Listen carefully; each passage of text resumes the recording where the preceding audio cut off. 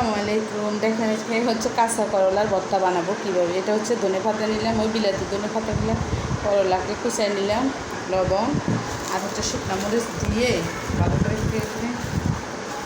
কষ্ট লাগিয়ে সরিষার তেল, পেঁয়াজ দিয়ে পেঁয়াজ দিব, মরিচ দিব, জাল যেরকম এত মজা এই খাবারটা।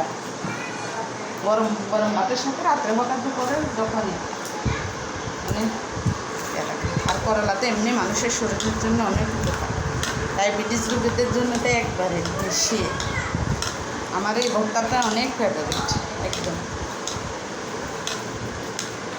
এখন হচ্ছে আমি একটু জাল বেশি খাই, এই জন্য জাল বেশি দিই।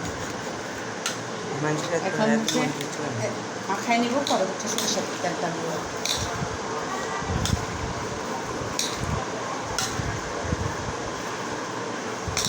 পেস্টটা হচ্ছে বেশি করে দিতে হয়, আমার মাখা শেষ। এখন হচ্ছে সরষের তেল দিব, যা একটু দাও।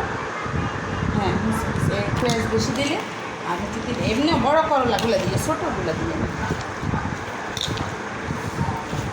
এটা যে কি অসাধারণ খেতে, না খেলে মানুষ বুঝবে না। করলা ভর্তাতে একজন একরকম করে খায়, সিদ্ধ করে খায়। আমরা হচ্ছে আমাদের এলাকাতে নোয়াখালীতে কাঁচাই খাই বেশি। আমার ভর্তাটা কেমন হয়েছে কমেন্টস করে জানাবেন। অসাধারণ অসাধারণ।